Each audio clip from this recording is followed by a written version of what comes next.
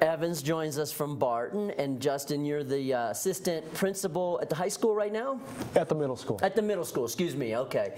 And I'm excited, this is cool. I didn't realize until this morning about this whole program, Stop the Bleeding. Is that the name of the, what's this big picture of what this Trauma 3, I don't even know what to call it yet because it's new. This is why you're here.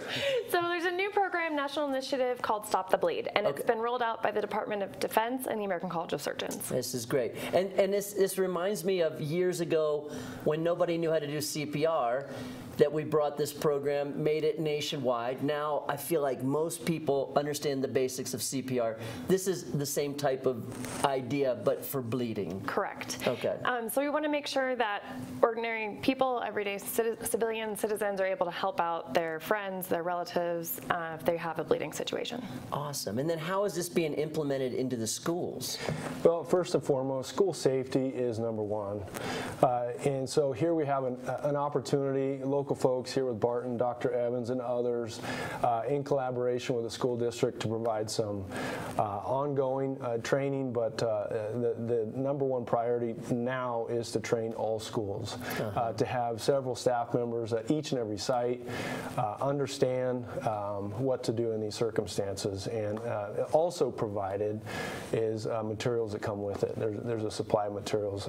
You guys brought this kit. Pull this kit up real quick. This is cool. So this is, just like you'd have the defibrillator, on the wall, right? I mean, this is what it reminds me of. This is a kit that has, I guess a tourniquet in it, some gauze to apply pressure. Yeah.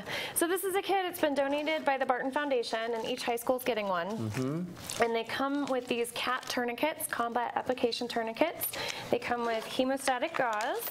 So this is allowed for wound packing and allows help people with pressure, gloves, and some scissors, and then bandages as well. That's great. Yeah, it's just a full kit that everything's in there. It makes it real simple. What's kind of the basic message for stopping bleeding? I mean, I feel like I have a sense, but what's the one that we get out there that people just kind of have something that comes to mind? Because I think none of it matters till it matters, and when it happens and it's serious, there's this panic, and if you're not real familiar with what the steps are, it makes it a lot more difficult. So part of the training through Stop the Bleed helps sort of just show people, helps them desensitize them to bleeding, so that when they see it, instead of panicking, they know what to do.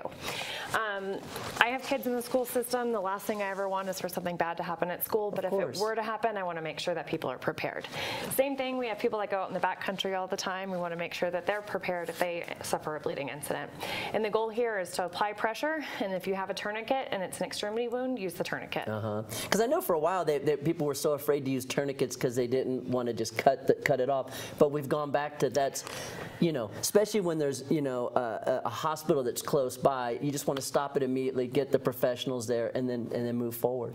When the pendulum swung away from using tourniquets, we realized that we were losing lives. And in the wars in Iraq and Afghanistan, the military started using tourniquets again, and we realized that we were saving a lot more lives than we were losing. And isn't there a tagline that's similar to that for this new program? Yes. So the tagline for Stop the Bleed is that the only thing worse than a life lost is a life lost that could have been saved. Amen. This is great stuff. And when does the teaching for I guess it starts with the staff It's first? already begun, actually. We've held 2 trainings already, one at the middle school, one at the high school just a few days ago, that was led by Dr. Evans and others. So training's well underway. Next piece is to get elementary schools involved. And, I love it. So it's probably also worth mentioning, aside from this important piece, this training for schools, there's a lot that goes into prevention as well. There's a lot in getting kids, getting families what they need. And as we pay attention and study, instances, unfortunate things that happen across the nation and other schools, we recognize in this district that it's very important on the prevention end, getting kids what they need, getting families, meeting with families, having have an ongoing support, identifying them and offering services through the district. So there's a lot of effort that goes in on the preventative side as well. Right. Aside from, you know, our regular practicing of drill and procedure, there's a great deal I think it's important to mention on the prevention. Right. I got to tell you a super quick story. You know my daughter Olive. Yes. She had a kid at school last year. She's in kindergarten. Had a kid, a boy, who got hit in the head, and his head was bleeding a lot. You know, because your head bleeds more. I don't think it was very serious, but it was bleeding a lot. And she came home. She was very upset about the blood and telling me. So I explained to her, "Oh, your head bleeds more," and we had gone to this thing, and I'm explaining. I said, "Actually, when I was little, when I was about your age, I would come home from school every day, and me and this kid, Randy Davis, true story, we would throw rocks at each other from our houses. And one day, you know, boy stuff."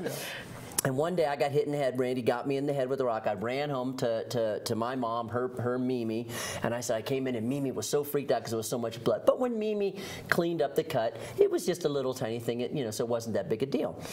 2 days later, we're going out and she's in the back car seat and we're driving somewhere and she had painted my fingernails. You know, she's a little girl and I'm all in.